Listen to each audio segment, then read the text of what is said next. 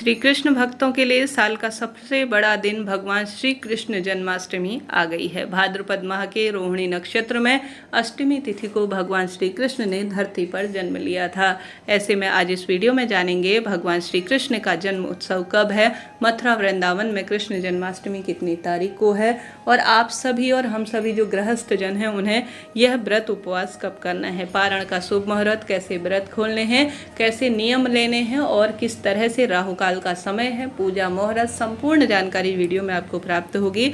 अनुरोध है अंत तक बने रहिए। आप जानते होंगे यह व्रत साल के सबसे श्रेष्ठ व्रतों में माना जाता है। इस दिन भगवान श्री कृष्ण का उत्तम पूजा का विधान है और निश्चित काल में अर्थात मध्य रात्रि में ही पूजा विधान किया जाता है। 2024 में बहुत सारे दुर्लभ और श्रेष्ठ संयोग बन रहे हैं। आप सभी इस दिन व्रत उपवास करें, भगवान श्री कृष्ण की आराधना करें, भाग्य चमक जाएगा। परिवार में रोग संकट कष्ट पीड़ाओं से मुक्ति मिलेगी। भगवान श्री कृष्ण का जन्म 2024 में रोहिणी नक्षत्र में अष्टमी तिथि में दुर्लभ संयोग में इस साल 26 अगस्त दिन सोमवार को होगा और मथुरा वृंदावन में भी 26 अगस्त 2024 को ही कृष्ण जन्माष्टमी का पावन पवित्र दिन होगा। इसी दिन उपवास भी किया जाएगा। इसी दिन जो है इस बार दुविधा की कोई स्थिति नहीं है। 26 अगस्त दिन सोमवार को रोहिणी नक्षत्र और संपूर्ण जो व्रत करने के विधान है उसके आधार पर कृष्ण जन्माष्टमी का पावन पर्व मनाया जाएगा। रोहिणी नक्षत्र कब से शुरू हो रहा है और कब समाप्त यह जरूर से जान लेना चाहिए, क्योंकि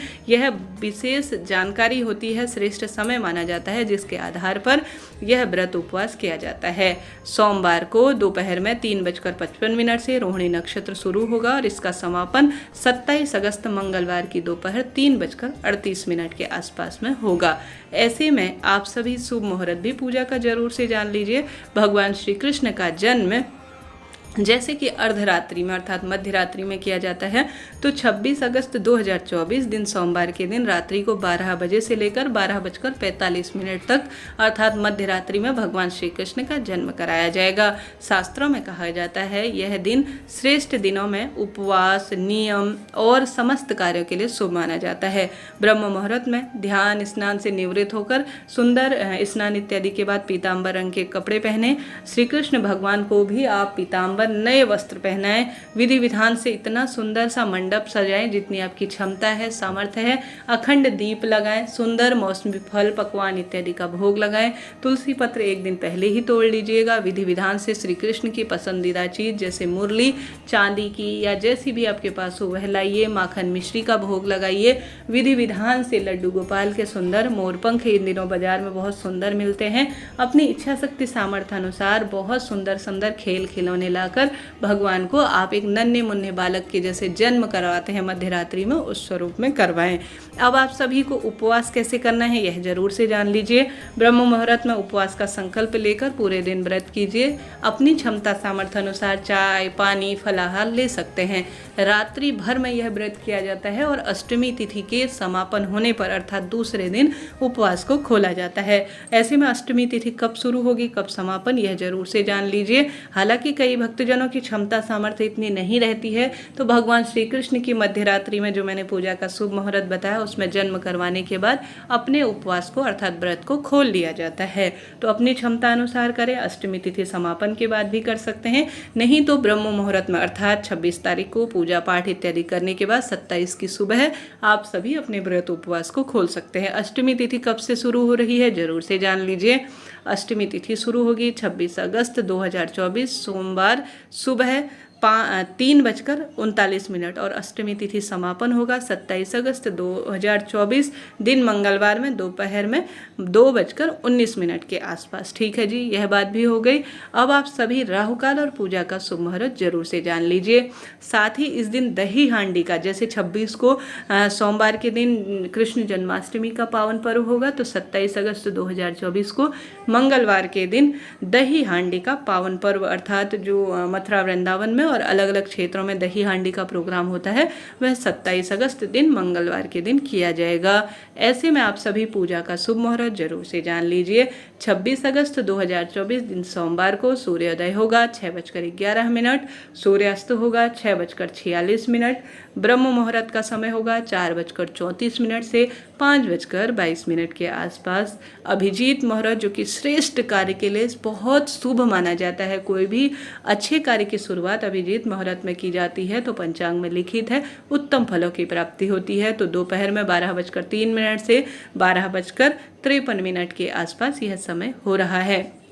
अमृत काल का भी समय करीब करीब यही है। ऐसे में आप सभी जो है पूर्ण रूप से नोट डाउन करते हुए चलिएगा। राहु काल का समय जो कि अशुभता के रूप में जाना जाता है। सभी चीज़ें मैंने स्क्रीन पर सुंदर स्वरूप में आपके समक्ष प्रस्तुत की हैं ताकि आपके लिए सुविधा हो। तो आप स्क्रीनशॉट इसका लेकर अपने पास रख सकते हैं। राहु काल जो कि अशुभ समय जाना जाता है, ऐसे में यह कार्य जो है ज़्यादा श्रेष्ठ नहीं माना जाता किसी शुभ काम के लिए। तो आप सभी इस चीज़ का ध्यान रखें। राहु काल का समय सुबह के समय 7:30 से 9 बजे के आसपास प्रसारित हो रहा है, अर्थात पंचांग में लिखित है। तो इस समय कोई श्रेष्ठ कार्य शुभ कार्य करने से बचे। तो इस तरह से यह शुभ समय और अशुभ समय की मैंने आपको जानकारी दे दी।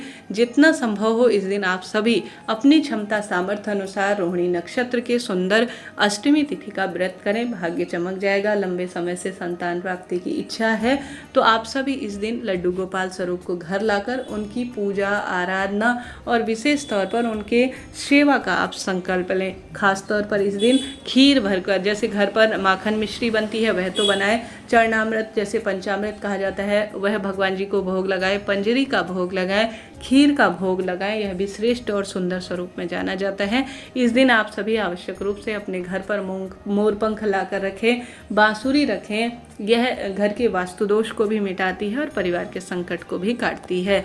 इन चीज़ों को लाकर अपने घर पर रखें, बहुत शुभ फलों की आपको प्राप्ति होगी। सावन महीने की भाद्रपद माह की यह अष्टमी अपने आप में बहुत शुभ और श्रेष्ठ फलों की प्राप्ति के लिए मानी जाती है। इस तरह से यह जानकारी थी। आपके लिए वीडियो उचित उपयोगी रहती हैं तो लाइक करें, शेयर करें, सब्सक्राइब करें। घर पर सुंदर सी श्री कृष्ण भगवान की झांकी करें। जिस तरह से नन्हे बच्चे का श्रृंगार किया जाता है उसके जन्म उत्सव पर, ठीक उसी विधान से आप भी करें। कई भक्तजन खीरे से भगवान श्री कृष्ण का जन्म करवाते हैं, कई भक्तजन जो है कद्दू से करवाते हैं, कई भक्तजन अपनी इच्छा शक्ति सामर्थ्य अनुसार सिर्फ पूजा विधान ही करते हैं। आपके परिवार में कुल में जैसी रीति चली आ रही है उस अनुसार अपनी पूजा आराधना को संपन्न करें। यह दिन मनोकामना पूर्ति के लिए जाना जाता है, लड्डू गोपाल की सेवा अर्चना के लिए जाना जाता है। तो आप भी इस दिन का खूब लाभ उठाएं। ओम नमो भगवते वासुदेवाय।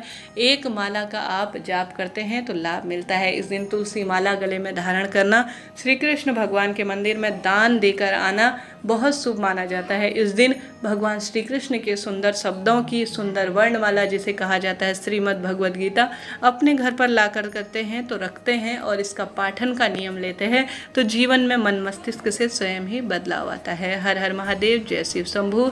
जय श्री कृष्ण।